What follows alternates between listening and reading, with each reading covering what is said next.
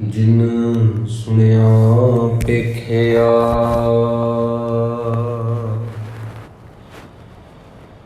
ਸੇ ਫਿਰ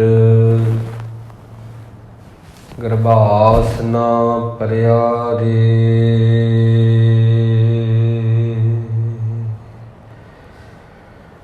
ਸੇ ਫਿਰ ਗਰਭਾਸ ਨਾ ਭਰਿਆ ਰੇ।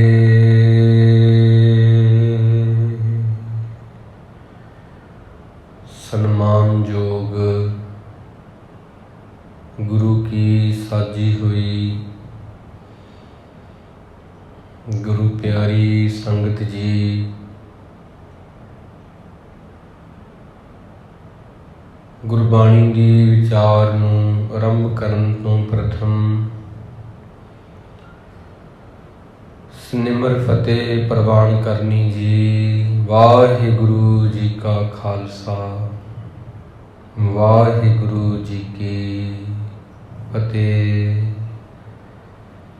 ਅੱਜ ਦਾ ਪਾਵਨ ਹੁਕਮਨਾਮਾ ਰਾਗ ਜੈਤਸਰੀ ਦੇ ਵਿੱਚ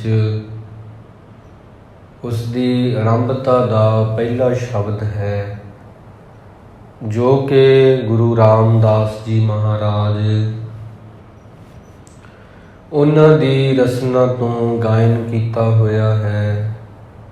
696 ਅੰਗ ਦੇ ਉੱਪਰ ਇਹ ਪਾਵਨ ਸ਼ਬਦ ਸ਼੍ਰੀ ਗੁਰੂ ਗ੍ਰੰਥ ਸਾਹਿਬ ਜੀ ਦੇ ਵਿੱਚ ਅੰਕਿਤ ਹੈ, ਦਰਜ ਹੈ।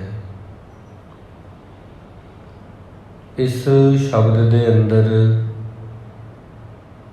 ਗੁਰੂ ਰਾਮਦਾਸ ਜੀ ਫਰਮਾਉਂਦੇ ਨੇ, ਜੈਤਸਰੀ ਮਹੱਲਾ ਚੌਥਾ, ਘਰ ਪਹਿਲਾ ਚੌਪ ਦੇ।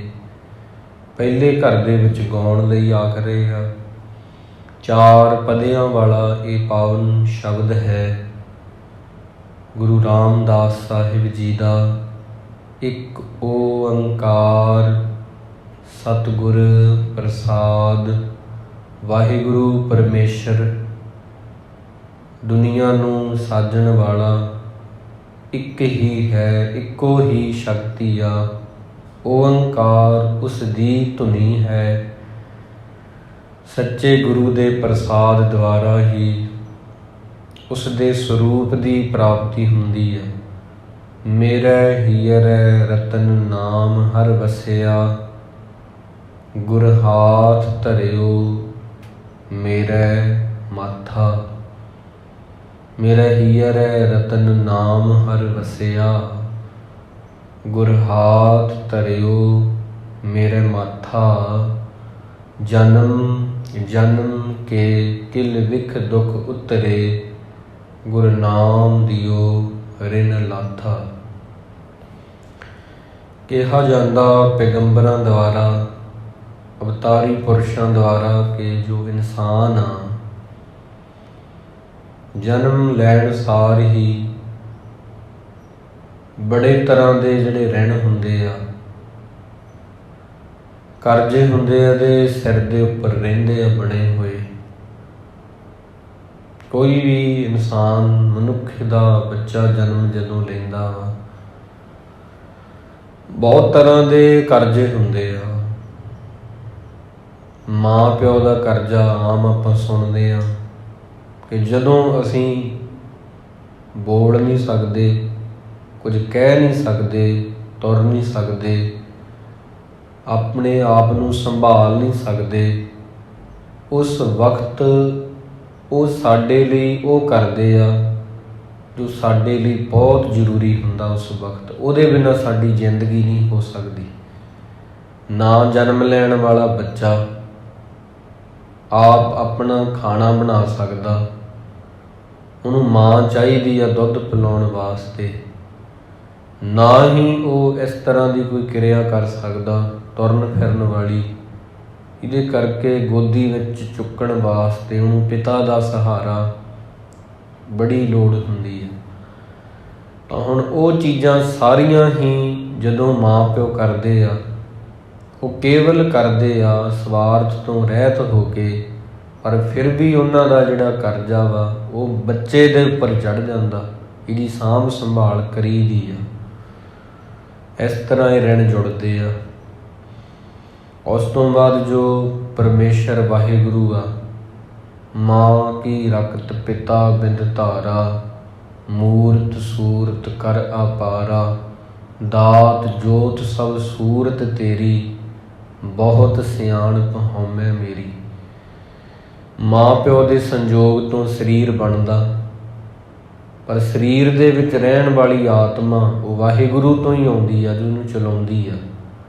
ਤਾਂ ਉਹਦਾ ਰਿਣ ਵੀ ਆ ਬੰਦੇ ਤੇ, ਜਿਹਨੇ ਇਹਨੂੰ ਸਾਜਿਆ ਬਣਾਇਆ ਵਾ, ਜਿਹਨੇ ਇਸ ਇਨਸਾਨ ਨੂੰ ਦੁਨੀਆ ਤੇ ਭੇਜਿਆ, ਉਹਦਾ ਕਰਜ਼ਾ ਵੀ ਸਿਰ ਤੇ ਹੀ ਆ। ਇਸ ਤਰ੍ਹਾਂ ਜੋ ਗੁਰੂ ਆ ਸਾਡੇ ਉਸਤਾਦ ਹੁੰਦੇ ਆ, ਜਿਨ੍ਹਾਂ ਤੋਂ ਕੁਝ ਸਿੱਖਦੇ ਆ ਜ਼ਿੰਦਗੀ ਵਿੱਚ, ਫਿਰ ਉਹਨਾਂ ਦੇ ਵੀ ਕਰਜ਼ੇ ਹੁੰਦੇ ਆ। ਕੁਝ ਦੋਸਤ ਹੁੰਦੇ ਆ, ਰਿਸ਼ਤੇਦਾਰ ਹੁੰਦੇ ਆ, ਉਹਨਾਂ ਦੇ ਵੀ ਕਰਜ਼ੇ ਸਿਰ 'ਤੇ ਹੁੰਦੇ ਆ। ਜਾਂ ਬੈਂਕ ਵਿੱਚੋਂ ਉਧਾਰ ਲੈਂਦੇ ਆ, ਲੋਨ ਲੈਂਦੇ ਆ, ਉਹ ਵੀ ਕਰਜ਼ੇ ਹੁੰਦੇ ਆ। ਤਾਂ ਕਈ ਤਰ੍ਹਾਂ ਦੇ ਕਰਜ਼ੇ ਨੇ ਇਨਸਾਨ ਦੇ ਉੱਪਰ। ਗੁਰੂ ਰਾਮਦਾਸ ਜੀ, ਮੇਰਾ ਹੀਅਰੈ ਰਤਨ ਨਾਮ ਹਰ ਵਸਿਆ, ਗੁਰ ਹਾਥ ਧਰਿਓ ਮੇਰੇ ਮਾਥਾ।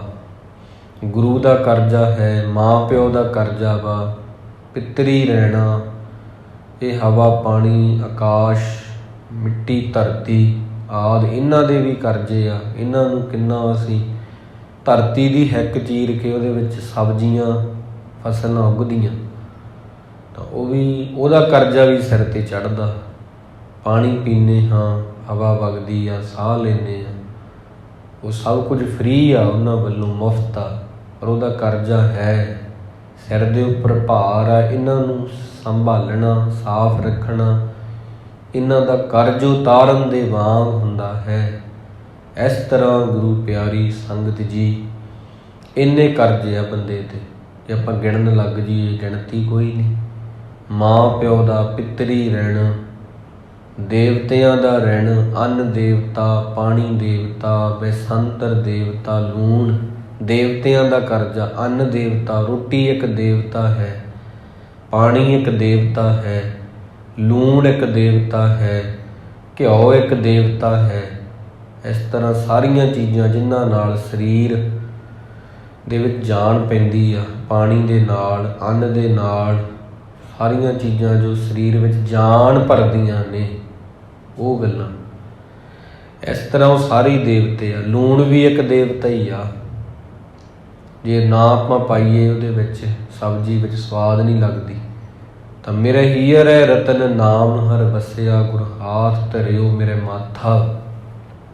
ਜਦੋਂ ਗੁਰੂ ਸਾਹਿਬ ਨੇ ਮੇਰੇ ਮੱਥੇ 'ਤੇ ਹੱਥ ਰੱਖਿਆ, ਗੁਰੂ ਅਮਰਦਾਸ ਜੀ ਨੇ, ਗੁਰੂ ਰਾਮਦਾਸ ਜੀ ਕਹਿੰਦੇ, ਉਦੋਂ ਉਹ ਰਤਨ ਜਿਹੜਾ ਹੀਰਾ ਨਾਮ ਦਾ, ਉਹ ਮੇਰੇ ਅੰਦਰ ਆ ਕੇ ਟਿਕਿਆ, ਤੇ ਜਨਮ ਜਨਮ ਦੇ ਪਾਪ ਉਤਰ ਗਏ, ਗੁਰੂ ਨਾਮ ਦਿਓ ਰਿਣ ਲਾਥਾ। ਫਿਰ ਇਹ ਜਿਹੜੇ ਕਰਜ਼ੇ ਆ, ਫਿਰ ਉਤਰੇ ਆ। ਮੇਰੇ ਮਨ ਭਜ ਰਾਮ ਨਾਮ ਸਭ ਅਰਥਾ। ਇਹ ਬੰਦੇ ਤੂੰ ਉਸ ਖੁਦਾ ਨੂੰ ਯਾਦ ਕਰ, ਜਿਹਨੂੰ ਯਾਦ ਕਰਨ ਦੇ ਨਾਲ ਸਾਰੇ ਕਰਜ਼ੇ ਉਤਰ ਜਾਂਦੇ। ਗੁਰ ਪੂਰੈ ਹਰ ਨਾਮ ਦ੍ਰਿੜਾਇਆ। ਪੂਰੇ ਗੁਰੂ ਨੇ ਮੈਨੂੰ ਇਹ ਨਾਮ ਪੱਕਾ ਕਰਵਾਇਆ ਅੰਦਰ ਮੇਰੇ, ਬਿਨ ਨਾਵੇ ਜੀਵਨ ਬਿਰਥਾ। ਨਹੀਂ ਤਾਂ ਇਹਦੇ ਬਿਨਾਂ ਮੇਰੀ ਜ਼ਿੰਦਗੀ ਬਿਰਥ ਹੀ ਜਾਣੀ ਸੀ। ਜਿਸ ਬੰਦੇ ਦੇ ਉੱਪਰ ਬਹੁਤ ਕਰਜ਼ਾ ਹੋਵੇ, ਉਹ ਕਰਜ਼ੇ ਹੇਠ ਦੱਬ ਕੇ ਜ਼ਿੰਦਗੀ ਉਹਦੀ ਮਰਨ ਜੈਸੀ ਹੁੰਦੀ ਆ। ਤਾਂ ਜਦੋਂ ਮੈਂ ਗੁਰੂ ਦੇ ਨਾਮ ਨੂੰ ਜਪਿਆ ਹੈ, ਉਸ ਵਕਤ ਜ਼ਿੰਦਗੀ ਜਿਹੜੀ ਆ ਉਹਦੇ ਅਰਥ ਬਣ ਗਏ। ਪਹਿਲਾਂ ਬੇਅਰਥੀ ਸੀ। ਬਿਨ ਗੁਰ ਮੂੜ ਭਏ ਹੈ ਮਨ ਮੁਖ। ਬਿਨਾਂ ਗੁਰੂ ਤੋਂ ਬੰਦਾ ਮੂੜ ਹੁੰਦਾ, ਉਹਨੂੰ ਗਿਆਨ ਨਹੀਂ ਹੋ ਸਕਦਾ, ਉਹਨੂੰ ਸਮਝ ਨਹੀਂ ਹੋ ਸਕਦੀ, ਸੋਝੀ ਨਹੀਂ ਹੋ ਸਕਦੀ। ਤੇ ਮੋਹ ਮਾਇਆ ਨਿਤ ਫਾਥਾ। ਮੋਹ ਦੀਆਂ ਫਾਹੀਆਂ, ਵੱਖ ਵੱਖ ਤਰ੍ਹਾਂ ਦੇ ਜੰਜਾਲ, ਉਹਨਾਂ ਦੀਆਂ ਫਾਹੀਆਂ, ਉਹਨਾਂ ਦੀਆਂ ਗੁੰਝਲਾਂ, ਉਹਦੇ ਵਿੱਚੋਂ ਬੰਦਾ ਨਿਕਲ ਨਹੀਂ ਸਕਦਾ। ਉਹ ਹੋਰ ਤਾਣੀ ਉਲਝ ਜਾਂਦੀ ਹੈ ਗੁਰੂ ਤੋਂ ਬਿਨਾਂ। ਤਿਨ ਸਾਧੂ ਚਰਨ ਨ ਸੇਵੇ ਕਬਹੂ, ਤਿਨ ਸਭ ਜਨਮ ਅਖਾਥਾ। ਜਿਨ੍ਹਾਂ ਨੇ ਕਦੇ ਵੀ ਗੁਰੂ ਦੇ ਚਰਨਾਂ ਦੀ ਸੇਵਾ ਨਹੀਂ ਕੀਤੀ, ਉਹਨਾਂ ਦਾ ਜਨਮ ਕਿਸ ਤਰ੍ਹਾਂ ਦੱਸੋ ਭਲਾ ਸਫਲ ਹੋ ਸਕਦਾ? ਉਹਨਾਂ ਦਾ ਜਨਮ ਦੱਸੋ ਭਲਾ ਕਿਵੇਂ ਉਹਦੇ ਅਰਥ ਹੋ ਸਕਦੇ ਆ? ਬਿਨ ਸਾਧੂ ਚਰਨ ਸਾਧ ਪਗ ਸੇਵੇ, ਤਿਨ ਸਫਲਿਓ ਜਨਮ ਸਨਾਥਾ। ਜਿਨ੍ਹਾਂ ਨੇ ਸੇਵਾ ਕਮਾਈ ਆ ਉਹਨਾਂ ਦਾ ਜਨਮ ਸਫਲ ਹੋਇਆ ਵਾ। ਸਫਲ ਹੋਣ ਦੇ ਅਰਥ ਇਹ ਆ ਕਿ ਹੁਣ ਉਹ ਵਾਰ-ਵਾਰ ਉਹਨਾਂ ਦਾ ਜਨਮ ਨਹੀਂ ਹੋਵੇਗਾ, ਉਹ ਸਿਲਸਿਲਾ ਹੀ ਖਤਮ ਹੋ ਗਿਆ।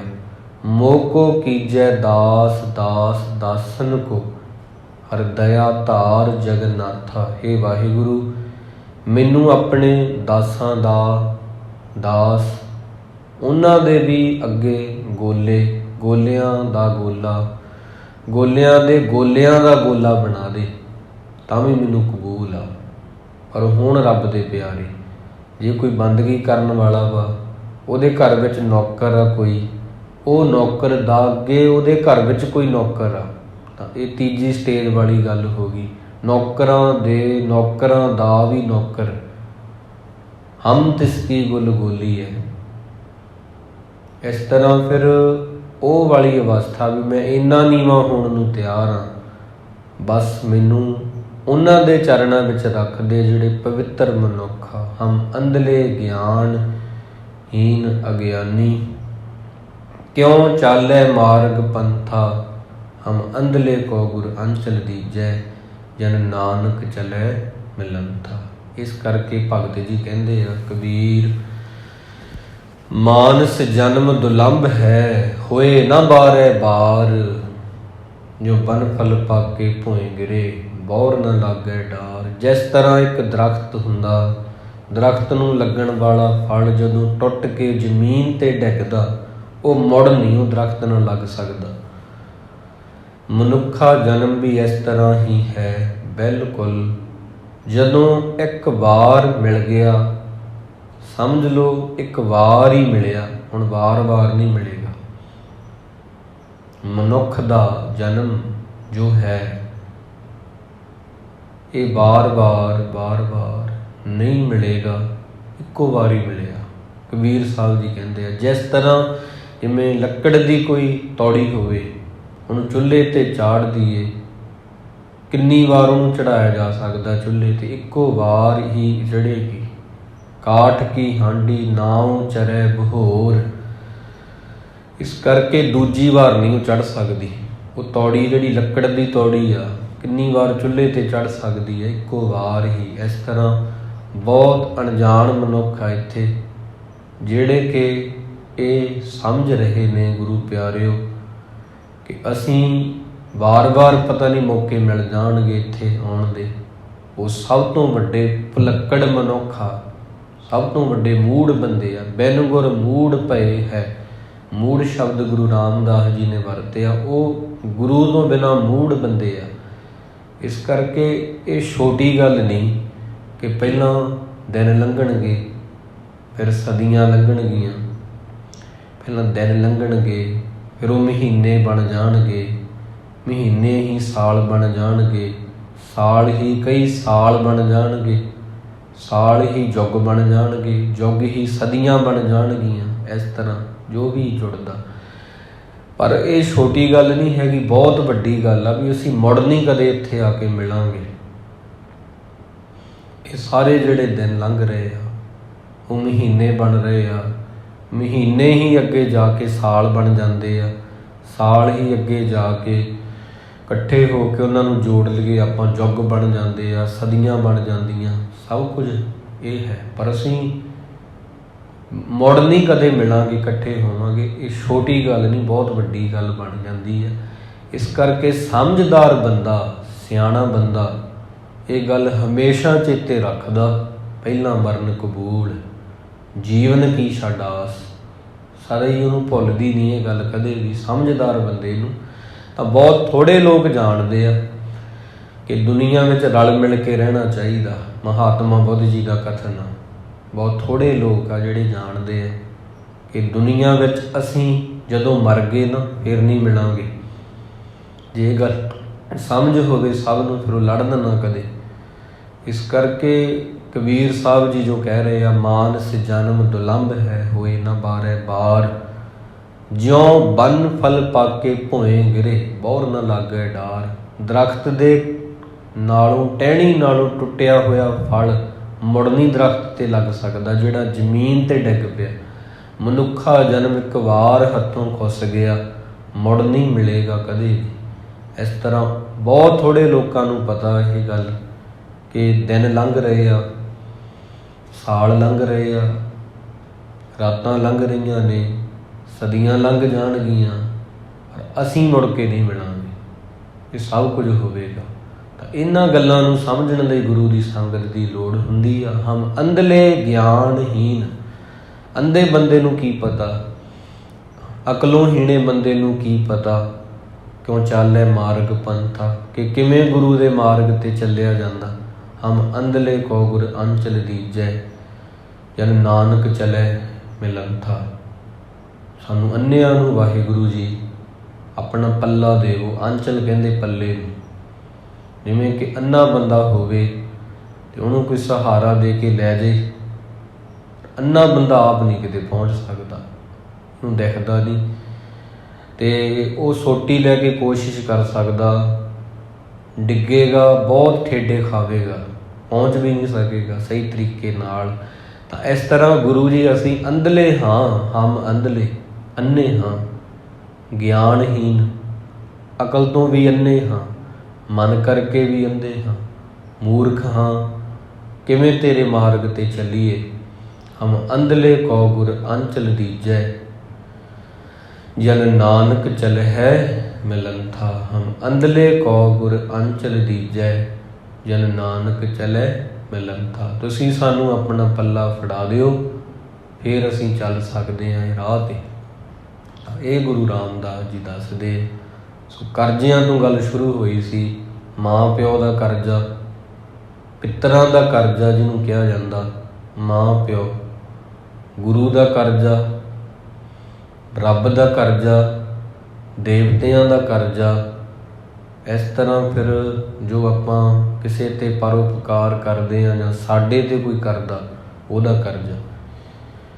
ਇੰਨੇ ਕਰਜ਼ੇ ਰਹਿੰਦੇ ਬੰਦੇ ਦੇ ਉੱਪਰ। ਪਰ ਜਿਹੜੇ ਨਾਮ ਜਪਣ ਦੇ ਨਾਲ ਗੁਰੂ ਰਾਮਦਾਸ ਜੀ ਕਹਿੰਦੇ ਆ ਉਤਰਦੇ ਆ ਜਨਮਾਂ ਜਨਮਾਂ ਦੇ, ਇੱਕ ਜਨਮ ਦੇ ਨਹੀਂ। ਤਾਂ ਦੁਨੀਆ ਦਾ ਸਭ ਤੋਂ ਔਖਾ ਅਤੇ ਨੇਕ ਕੰਮ ਜੋ ਹੈ ਉਹ ਇਹੀ ਆ, ਆਪਣੇ ਆਪੇ ਨੂੰ ਖੋਜਣਾ। ਅਰੇ ਬਹੁਤ ਔਖਾ ਵਾ। ਮਨੁੱਖ ਸੰਸਾਰ ਨਾਲ ਬਹਿ ਸਕਦਾ, ਆਪਣੇ ਆਪ ਨਾਲ ਨਹੀਂ। ਮਨੁੱਖ ਦੂਜਿਆਂ ਬਾਰੇ ਬਹੁਤ ਕੁਝ ਜਾਣਦਾ, ਆਪਣੇ ਆਪ ਬਾਰੇ ਨਹੀਂ। ਮਨੁੱਖ ਦੂਜਿਆਂ ਨਾਲ ਬਹਿ ਸਕਦਾ, ਆਪਣੇ ਆਪ ਨਾਲ ਨਹੀਂ। ਮਨੁੱਖ ਨੂੰ ਦੂਜੇ ਬਾਰੇ ਬਹੁਤ ਕੁਝ ਪਤਾ, ਆਪਣੇ ਆਪ ਬਾਰੇ ਕੱਖ ਵੀ ਨਹੀਂ ਪਤਾ। ਇਸ ਕਰਕੇ ਜਨ ਨਾਨਕ ਬਿਨ ਆਪਾ ਚੀਨੈ, ਮਿਟੈ ਨ ਭਰਮ ਕੀ ਕਾਈ।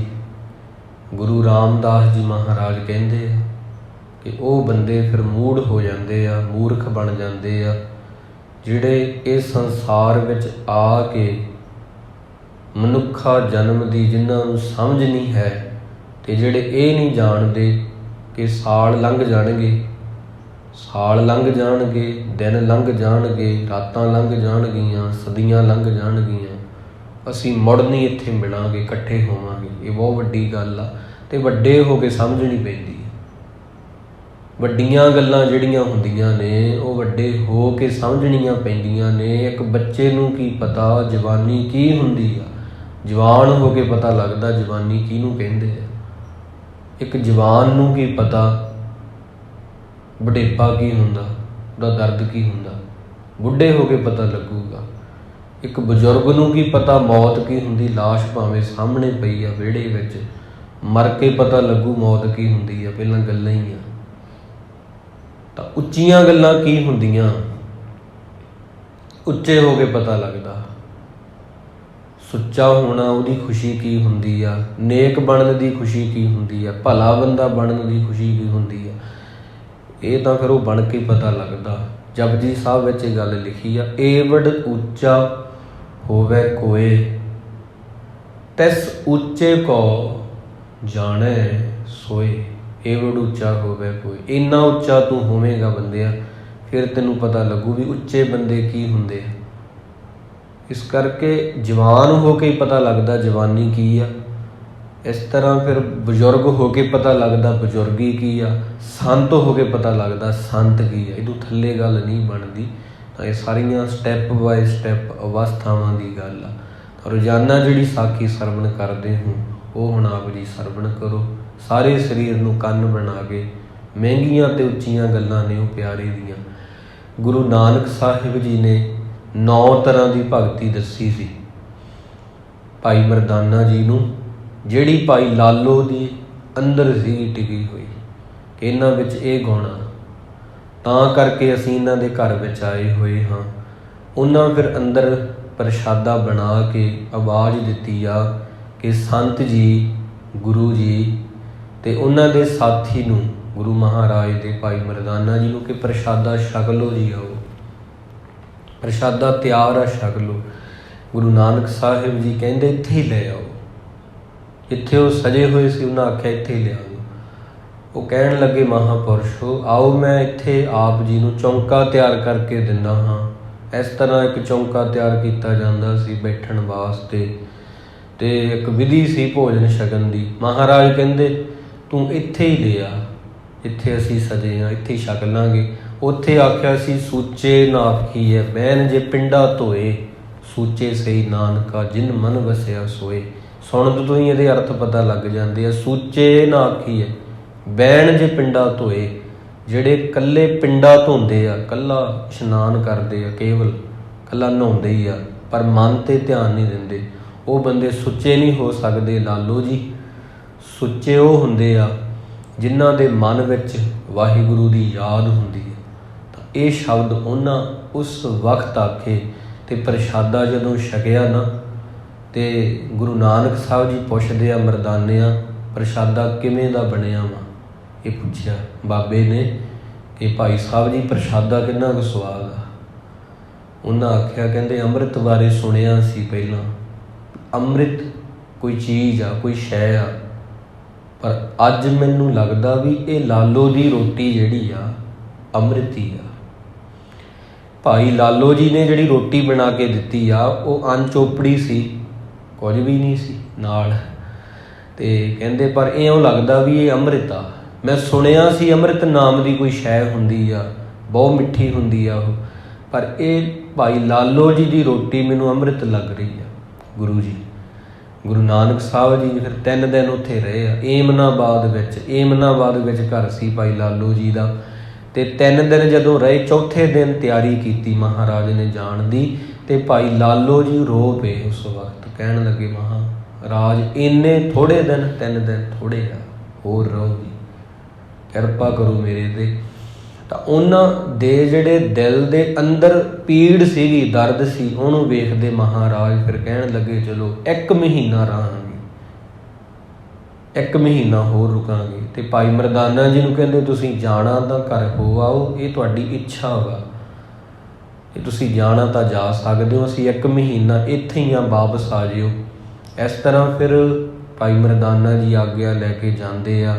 ਪਰ ਉਹ ਕਹਿੰਦੇ ਮਹਾਰਾਜ ਮੈਨੂੰ ਦਰਦ ਹੁੰਦਾ ਇਹ ਗੱਲਾਂ ਦਾ, ਜਦੋਂ ਮੈਂ ਪਿੰਡ ਵਿੱਚ ਜਾਂਦਾ ਲੋਕ ਮੈਨੂੰ ਕਹਿੰਦੇ ਆ ਡੂਮ, ਤੁਹਾਨੂੰ ਕਹਿੰਦੇ ਆ ਕਰਾਈਆ, ਲੋਕ ਮੈਨੂੰ ਡੂਮ ਕਹਿੰਦੇ ਆ, ਤੁਹਾਨੂੰ ਕਰਾਈਆ ਕਹਿੰਦੇ ਆ, ਅਤੇ ਮੈਨੂੰ ਵੇਖ ਕੇ ਕਹਿੰਦੇ ਆ ਇਹ ਦੇਖੋ ਇਹ ਕਰਾਈਏ ਦਾ ਡੂਮ ਆ। ਡੂਮ ਪਤਾ ਕਿਹਨੂੰ ਕਹਿੰਦੇ? ਮਰਾਸੀ ਨੂੰ ਕਹਿੰਦੇ ਆ, ਸਿੱਧੇ ਸ਼ਬਦ ਜਿਹੜੇ ਆ ਵੀ ਇਹ ਉਹ ਬੰਦੇ ਦਾ ਉਹ ਰੱਖਿਆ ਹੋਇਆ ਡੂਮ ਆ, ਜਿਹੜਾ ਆਪ ਤਾਂ ਲੋਕਾਂ ਨੂੰ ਵੀ ਭਰਮਾਉਂਦਾ, ਆਪ ਵੀ ਕੁਰਾਏ ਪਿਆ ਹੋਇਆ ਵਾ, ਮਾੜੇ ਰਾਹ ਪਿਆ ਹੋਇਆ। ਲੋਕਾਂ ਨੂੰ ਲੱਗਦਾ ਸੀ ਵੀ ਸਾਧੂ ਸੰਤਾਂ ਵਾਲਾ ਸੁਭਾਅ, ਲੋਕਾਂ ਦੀ ਸੋਚ ਜਿਹੜੀ ਹੁੰਦੀ ਆ ਉਹ ਸੰਤ ਨਾਲ ਨਹੀਂ ਮਿਲ ਸਕਦੀ, ਸੰਤ ਦੀ ਸੋਚ ਲੋਕਾਂ ਨਾਲ ਨਹੀਂ ਮਿਲ ਸਕਦੀ ਕਦੇ ਵੀ, ਇਹਨਾਂ ਦਾ ਜੋੜ ਨਹੀਂ ਆਉਂਦਾ ਕਦੇ ਵੀ। ਇਸ ਕਰਕੇ ਭਗਤਾਂ ਅਤੇ ਸੰਸਾਰੀਆਂ ਜੋੜ ਕਦੇ ਨਾ ਆਇਆ। ਭਾਈ ਮਰਦਾਨਾ ਜੀ ਵਾਰ-ਵਾਰ ਮਹਾਰਾਜ ਨੂੰ ਕਹਿੰਦੇ ਕਿ ਇਹ ਮੈਨੂੰ ਲੋਕ ਇੱਦਾਂ ਕਹਿੰਦੇ ਆ। ਗੁਰੂ ਸਾਹਿਬ ਜੀ ਨੇ ਆਖਿਆ ਮਰਦਾਨਿਆਂ ਸਹਿਣਾ ਹੀ ਜ਼ਿੰਦਗੀ ਹੁੰਦੀ ਆ, ਦੁੱਖ ਸਹਿਣਾ ਹੀ ਅਸਲ ਜ਼ਿੰਦਗੀ ਹੁੰਦੀ ਆ। ਉਹ ਬੰਦਾ ਜਿਹੜਾ ਦੁਨੀਆ ਵਿੱਚ ਆਵੇ ਉਹਨੂੰ ਕੋਈ ਦੁੱਖ ਵੀ ਨਾ ਹੋਵੇ ਤੇ ਉਹ ਫਿਰ ਜ਼ਿੰਦਗੀ ਕਾਹਦੀ। ਇਸ ਤਰ੍ਹਾਂ ਫਿਰ ਜ਼ਿੰਦਗੀ ਵਿੱਚ ਊਚ ਨੀਚ ਆਉਂਦੀ ਰਹਿੰਦੀ ਆ। ਦੁੱਖਾਂ ਨੂੰ ਸਹਿਣਾ, ਕਿਸੇ ਦੀਆਂ ਗੱਲਾਂ ਨੂੰ ਸਹਿ ਜਾਣਾ, ਇਹ ਬਹੁਤ ਵੱਡੀ ਅਵਸਥਾ ਹੁੰਦੀ ਹੈ। ਸਹਿਣਾ ਹੀ ਰਹਿਣਾ ਹੈ, ਰਹਿਣਾ ਹੀ ਸਹਿਣਾ ਹੈ। ਤੇ ਫਿਰ ਉਹ ਚਲੇ ਜਾਂਦੇ ਆ ਤਲਵੰਡੀ, ਉੱਥੇ ਰਾਏ ਭੋਏ ਦੀ। ਤੇ ਗੁਰੂ ਨਾਨਕ ਸਾਹਿਬ ਜੀ ਫਿਰ ਮਹੀਨਾ ਰਹੇ। ਬਹੁਤ ਉੱਥੇ ਭਾਈ ਲਾਲੋ ਜੀ ਨੇ ਸੇਵਾ ਕੀਤੀ। ਲਾਗੇ ਹੀ ਇੱਕ ਜੰਗਲ ਸੀਗਾ, ਰੋੜਾਂ ਦੀ ਗੁਰ ਕਰੀ ਵਿਛਾਈ, ਭਾਈ ਗੁਰਦਾਸ ਜੀ ਦੀ ਵਾਰ ਆ, ਰੋੜਾਂ ਦੀ ਗੁਰ ਕਰੀ ਵਿਛਾਈ। ਇਹ ਉੱਥੇ ਪ੍ਰਗਟ ਹੋਈ ਗੱਲ। ਉੱਥੇ ਮਹਾਰਾਜ ਅੱਖਾਂ ਮੀਟ ਕੇ ਬਹਿੰਦੇ ਨੇ ਰੋੜਾਂ ਦੇ ਉੱਪਰ। ਤਾਂ ਉੱਥੇ ਗੁਰਦੁਆਰਾ ਰੋੜੀ ਸਾਹਿਬ ਬਣਿਆ, ਸੋਹਣਾ ਸਰੋਵਰ ਵੀ ਹੁਣ ਬਣ ਗਿਆ। ਤਾਂ ਉੱਥੇ ਮਹਾਰਾਜ ਨੇ ਬੰਦਗੀ ਕੀਤੀ। 15-20 ਦਿਨ ਇਸ ਤਰ੍ਹਾਂ ਬਹਿੰਦੇ ਰਹੇ ਆਪਦੇ ਆਪੇ ਨਾਲ। ਭਾਈ ਮਰਦਾਨਾ ਜੀ ਉੱਥੋਂ ਚਲੇ ਜਾਂਦੇ ਆ। ਤੇ ਉੱਥੇ ਹੀ ਏਮਨਾਬਾਦ ਵਿੱਚ ਕੁਝ ਹੰਕਾਰੀ ਲੋਕ ਰਹਿੰਦੇ ਸੀਗੇ। ਹੰਕਾਰੇ ਵੇ ਲੋਕ ਵੀ ਸੀ। ਲਾਲੋ ਜੀ ਦੀ ਝੌਂਪੜੀ ਵੀ ਸੀ, ਕੁੱਲੀ ਵੀ ਸੀ। ਇੱਕ ਮਲਕ ਨਾਮ ਦਾ ਵਿਅਕਤੀ ਰਹਿੰਦਾ ਸੀ ਉੱਥੇ, ਜਿਹੜਾ ਰਾਜੇ ਦੇ ਬਹੁਤ ਨੇੜੇ ਸੀਗਾ, ਬਹੁਤ ਪੈਸਾ ਸੀ ਉਹਦੇ ਕੋਲੇ। ਉਹ ਇੱਦਾਂ ਸਾਲ ਬਾਅਦ 6 ਮਹੀਨਿਆਂ ਬਾਅਦ ਕਦੇ ਇੱਕ ਬ੍ਰਹਮ ਭੋਜ ਕਰਦਾ ਹੁੰਦਾ ਸੀ ਤੇ ਲੋਕਾਂ ਨੂੰ ਸੱਦਦਾ ਹੁੰਦਾ ਸੀ, ਸੰਤਾਂ ਨੂੰ ਧੱਕੇ ਨਾਲ, ਕਿ ਆਓ ਮੈਂ ਜਿੰਨੇ ਪਾਪ ਕੀਤੇ ਆ ਹੁਣ ਸਾਧੂ ਸੰਤਾਂ ਨੂੰ ਰੋਟੀ ਖਵਾ ਕੇ ਖਣੀ ਧੋਤੇ ਜਾਣਗੇ। ਮੈਂ ਇੱਦਾਂ ਲੰਗਰ ਲਾਊਂਗਾ। ਪਹਿਲਾਂ ਮੈਂ ਗਰੀਬਾਂ ਦੇ ਖੂਨ ਪਸੀਨੇ ਨੂੰ ਇਸ ਤਰ੍ਹਾਂ ਉਹਨਾਂ ਦੇ ਹੱਕ ਮਾਰ ਕੇ ਪੈਸਾ ਕਮਾਊਂਗਾ, ਫਿਰ ਮੈਂ ਲੰਗਰ ਲਾਊਂਗਾ। ਬ੍ਰਹਮ ਭੋਜ ਕਹਿੰਦੇ ਸੀ ਉਹਨੂੰ ਉਦੋਂ। ਤੇ ਸਾਧੂ ਸੰਤ ਆਉਣਗੇ, ਇੱਦਾਂ ਮੇਰੇ ਪਾਪ ਲੈ ਜਾਣਗੇ। ਤਾਂ ਉਹਨੇ ਉੱਧਰੋਂ ਉੱਧਰ ਤਿਆਰੀਆਂ ਕੀਤੀਆਂ ਹੋਈਆਂ ਆਪਦੀਆਂ। ਤਾਂ ਉਹ ਬ੍ਰਹਮ ਭੋਜ ਕਰਨਾ ਚਾਹੁੰਦਾ। ਗੁਰੂ ਨਾਨਕ ਸਾਹਿਬ ਜੀ ਨੂੰ 15 ਦਿਨ ਹੋ ਗਏ ਆਇਆਂ ਨੂੰ। ਉਹ ਭਾਈ ਲਾਲੋ ਜੀ ਦੇ ਘਰ ਰਹਿ ਰਹੇ ਆ। ਤਾਂ ਲੋਕ ਉਹਨਾਂ ਕੋਲ ਜਾਂਦੇ, ਉਹਨਾਂ ਨੂੰ ਕਹਿੰਦੇ ਤੁਸੀਂ ਬੇਦੀਆਂ ਦੇ ਪੁੱਤਰ ਹੋ, ਬੇਦੀ ਕੋਲ ਆ ਤੁਹਾਡੀ। ਲਾਲੋ ਦੀ ਜਿਹੜੀ ਜਾਤ ਆ ਉਹ ਨੀਵੀਂ ਆ, ਤੁਸੀਂ ਇਹਨਾਂ ਦੇ ਘਰੇ ਨਾ ਰਹੋ, ਤੁਸੀਂ ਇਉਂ ਨਾ ਕਰੋ। ਇਸ ਤਰ੍ਹਾਂ ਗੁਰੂ ਨਾਨਕ ਸਾਹਿਬ ਜੀ ਨੂੰ ਮਿਹਣੇ ਮਾਰਦੇ ਆ ਲੋਕ ਆ ਕੇ ਕਿ ਇਹ ਤਾਂ ਨੀਵੀਂ ਜਾਤੀ ਦਾ ਵਾ, ਤੁਸੀਂ ਕਿਉਂ ਇਹਨਾਂ ਦੇ ਘਰੇ ਠਹਿਰੇ ਹੋ, ਤੁਸੀਂ ਬੇਦੀ ਕੁਲ ਭੂਸ਼ਣ ਹੋ, ਤੁਹਾਡੀ ਜਾਤ ਉੱਚੀ ਹੈ, ਪਰ ਤੁਸੀਂ ਇਹ ਕਿਉਂ ਕਰ ਰਹੇ ਹੋ। ਤਾਂ ਗੁਰੂ ਨਾਨਕ ਸਾਹਿਬ ਕਿਸੇ ਦੀ ਨਹੀਂ ਸੁਣਦੇ। ਉਹ ਸਿਰਫ ਪ੍ਰੇਮ ਦੇ ਬੰਨੇ ਹੋਏ ਆ ਉੱਥੇ। ਇਸ ਕਰਕੇ ਪ੍ਰੇਮ ਦੇ ਬੰਦੇ ਹੋਏ ਲਾਲੋ ਜੀ ਦੇ ਘਰੇ 15 ਦਿਨ ਰਹਿੰਦੇ ਆ। ਉਹੀ ਰੁੱਖੀ ਰੋਟੀ ਲੈ ਕੇ ਆਉਂਦੇ ਆ, ਜਿਸ ਤਰ੍ਹਾਂ ਦੀ ਵੀ ਸੀ ਉਹਨਾਂ ਦੇ ਘਰ ਵਿੱਚ। ਤੇ ਗਰੀਬ ਦੇ ਘਰ ਵਿੱਚ ਜਿੱਦਾਂ ਦਾ ਪ੍ਰਸ਼ਾਦਾ ਹੁੰਦਾ ਉਹ ਗੁਰੂ ਨਾਨਕ ਸਾਹਿਬ ਜੀ ਨਿੱਤ ਛਕਦੇ ਆ। ਤਾਂ ਹਮ ਅੰਧਲੇ ਗਿਆਨਹੀਨ ਅਗਿਆਨੀ ਉਹ ਚੱਲੇ ਮਾਰਗ ਪੰਥਾ।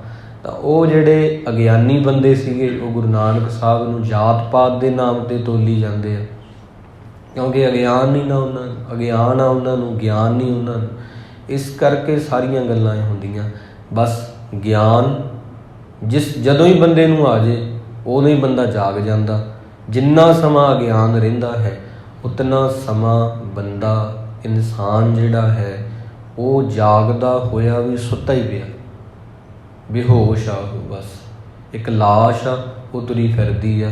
ਜਿਸ ਬੰਦੇ ਦੇ ਅੰਦਰ ਧਰਮ ਕਰਮ ਨਹੀਂ, ਇਸ ਕਰਕੇ ਬਹੁਤ ਥੋੜ੍ਹਿਆਂ ਬੰਦਿਆਂ ਨੂੰ ਪਤਾ ਇਹ ਦਿਨ ਲੰਘ ਜਾਣਗੇ। ਲੰਘ ਰਹੇ ਆ, ਸਦੀਆਂ ਲੰਘ ਜਾਂਦੀਆਂ, ਲੰਘ ਗਈਆਂ ਪਿੱਛੇ ਕਿੰਨੀਆਂ ਸਦੀਆਂ ਅਸੀਂ ਛੱਡ ਆਏ ਆ। ਦਿਨ ਲੰਘ ਜਾਂਦੇ ਆ, ਸਾਲ ਲੰਘ ਜਾਂਦੇ ਆ, ਰਾਤਾਂ ਲੰਘ ਜਾਂਦੀਆਂ, ਯੁੱਗ ਬਦਲ ਜਾਂਦੇ ਆ। ਪਰ ਇਹ ਥੋੜ੍ਹੇ ਬੰਦਿਆਂ ਨੂੰ ਪਤਾ, ਕਿਉਂਕਿ ਬਹੁਤ ਉੱਚੀ ਗੱਲ ਆ ਵੀ ਅਸੀਂ ਮੁੜ ਨਹੀਂ ਮਿਲਣਾ। ਇਹ ਛੋਟੀ ਗੱਲ ਨਹੀਂ, ਕੋਈ ਬਹੁਤ ਵੱਡੀ ਗੱਲ ਆ ਇਹ, ਵੀ ਅਸੀਂ ਮੁੜ ਕੇ ਕਦੇ ਵੀ ਨਹੀਂ ਮਿਲਾਂਗੇ। ਇਹਨੂੰ ਕਬੀਰ ਸਾਹਿਬ ਜੀ ਨੇ ਬਹੁਤ ਸੋਹਣੀ ਗੱਲ ਕਹੀ ਆ। ਇਹ ਬਿਆਨ ਉਹਨਾਂ ਦੇ ਸਲੋਕਾਂ ਵਿੱਚ ਦਰਦ ਕਹਿ ਲਓ, ਬਿਰਹਾ ਦੀ ਭੀੜ ਕਹਿ ਲਓ, ਸਮਝ ਕਹਿ ਲਓ, ਗਿਆਨ ਕਹਿ ਲਓ, ਕਿ ਜਦੋਂ ਕਹਿੰਦੇ ਆ ਕਿ ਇਹ ਦਰਖਤ ਤੋਂ ਟੁੱਟਿਆ ਹੋਇਆ ਉਹ ਫਲ ਆ ਜਿਹੜਾ ਮੁੜ ਟਹਿਣੀ ਨਾ ਨਹੀਂ ਲੱਗੇਗਾ। ਇਸ ਕਰਕੇ ਇਨ ਚੀਜ਼ਾਂ ਨੂੰ ਸਮਝਣ ਦੀ ਲੋੜ ਆ ਵੀ ਥੋੜ੍ਹੇ ਸਮੇਂ ਲਈ ਅਸੀਂ ਇਕੱਠੇ ਹੋ ਰਹੇ ਹਾਂ, ਮੁੜ ਨਹੀਂ ਅਸੀਂ ਮਿਲਾਂਗੇ। ਇਹ ਚੀਜ਼ ਤੁਹਾਨੂੰ ਬਦਲੂਗੀ। ਹਉਮੈ ਵਾਲਾ ਬੰਦਾ ਨਹੀਂ ਇਹ ਕਦੇ ਕਹੂਗਾ, ਗੁਰੂ ਦਾ ਸਿੱਖ ਕਹੂਗਾ ਥੋੜ੍ਹੇ ਵਕਤ ਲਈ ਇਕੱਠੇ ਹੋਏ ਹਾਂ। ਹਉਮੈ ਵਾਲਾ ਬੰਦਾ ਦੂਜੇ ਦੇ ਸਿਰ 'ਤੇ ਬੈਠੂਗਾ, ਕਿਉਂਕਿ ਉਹ ਗੁਰੂ ਤੋਂ ਉਲਟ ਆ। ਹਉਮੈ ਨਿਮਰਤਾ ਗੁਰੂ ਵਾਲਾ ਗੁਣ ਆ, ਹਉਮੈ ਗੁਰੂ ਤੋਂ ਉਲਟ ਆ। ਹਉਮੈ ਵਾਲਾ ਬੰਦਾ ਦੂਜੇ ਦੇ ਸਿਰ 'ਤੇ ਬੈਠੂਗਾ, ਉਹਨੂੰ ਦੱਬੂਗਾ, ਥੱਲੇ ਦਬਾਊਗਾ। ਨਿਮਰਤਾ ਵਾਲਾ ਇਹ ਕਹੂਗਾ ਵੀ ਅਸੀਂ 4 ਦਿਨਾਂ ਦੇ ਪ੍ਰਾਹੁਣੇ ਹਾਂ, ਚੱਲ ਕੀ ਲੈਣਾ, ਛੱਡ। ਇਹੀ ਬਸ ਉਹਦੀ ਬੰਦਗੀ ਆ, ਇਹਨੇ ਹੀ ਉਹਨੂੰ ਮੁਕਤ ਕਰ ਦੇਣਾ।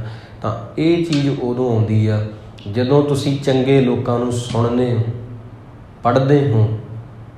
ਸੁਣਦੇ ਪੜ੍ਹਦੇ ਨਹੀਂ, ਸਮਝਦੇ ਹੋ। ਸਮਝਦੇ ਨਹੀਂ, ਕਮਾਉਂਦੇ ਹੋ। ਇਹ ਸਾਰੀਆਂ ਚੀਜ਼ਾਂ ਸਿਮਰਨ ਦੇ ਵਿੱਚ ਜੁੜ ਜਾਂਦੀਆਂ ਅੱਗੇ ਜਾ ਕੇ। ਕੱਲ੍ਹ ਵੀ ਦੀਵਾਨ ਵਿੱਚ ਆਖਿਆ ਸੀ ਕਿ ਉਹ ਸ਼ਾਸਤਰੀ ਸੰਗੀਤ ਤਾਂ ਪਹਿਲਾਂ ਤਿਆਰੀ ਹੁੰਦੀ ਆ, ਘੰਟਾ ਉਹ ਸਾਜ਼ ਸੁਰੀ ਕਰੀ ਜਾਂਦੇ ਆ। ਅਸਲ ਚੀਜ਼ ਤਾਂ ਘੰਟੇ ਬਾਅਦ ਸ਼ੁਰੂ ਹੁੰਦੀ ਆ, ਉਹ ਜਦੋਂ ਸਾਜ਼ ਵਜਾਉਂਦੇ ਆ। ਜਿਹੜੀਆਂ ਇਹ ਗੱਲਾਂ ਨੇ, ਇਹ ਤਾਂ ਇੱਕ ਤਿਆਰੀ ਹੁੰਦੀ ਆ ਵੀ ਮਨ ਵਾਹਿਗੁਰੂ ਕਹਿਣ ਲਈ ਤਿਆਰ ਹੋ ਜੇ। ਕਥਾ ਜਿਹੜੀ ਕੀਰਤਨ ਆ, ਇਹ ਸਾਰੀਆਂ ਚੀਜ਼ਾਂ ਆਪਣੇ ਆਪ 'ਚ ਬਹੁਤ ਉੱਚੀਆਂ ਨੇ। ਇਹ ਤਿਆਰ ਕਰਦੀਆਂ ਮਨ ਨੂੰ ਕਿ ਤੂੰ ਜਪ ਜਪ ਜਪ, ਸਿਮਰ ਸਿਮਰ ਸਿਮਰ। ਇਹ ਤਿਆਰੀ ਹੁੰਦੀ ਆ ਪਹਿਲਾਂ। ਇਹ ਸਰੀਰ ਨੂੰ ਸੁਰ ਕਰਨਾ ਹੁੰਦਾ। ਜਦੋਂ ਵਾਹਿਗੁਰੂ ਕਹਿੰਦੇ ਆ, ਉਹ ਸੰਗੀਤ ਗਾਉਣਾ ਹੁੰਦਾ। ਤਾਂ ਇਹ ਜ਼ਿੰਦਗੀ ਆ ਬੰਦੇ ਦੀ ਅਸਲ ਮਨੋਰਥ। ਗੁਰੂ ਸਾਹਿਬ ਕਿਰਪਾ ਕਰਨ।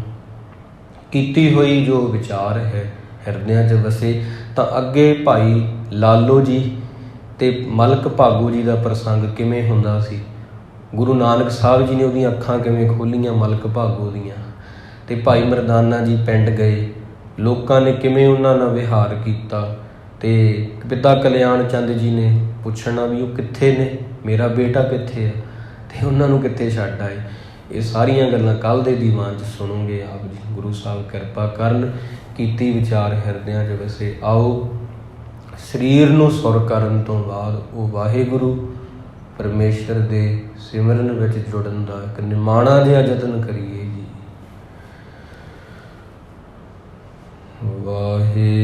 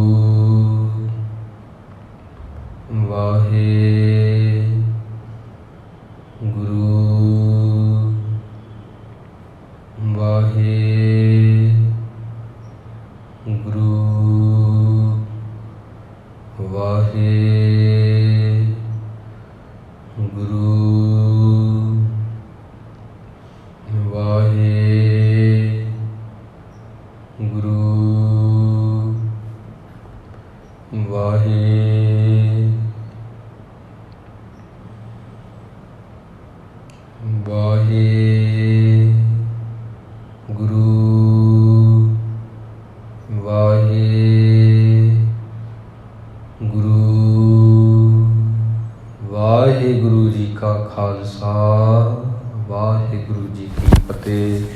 ਤੂੰ ਠਾਕੁਰ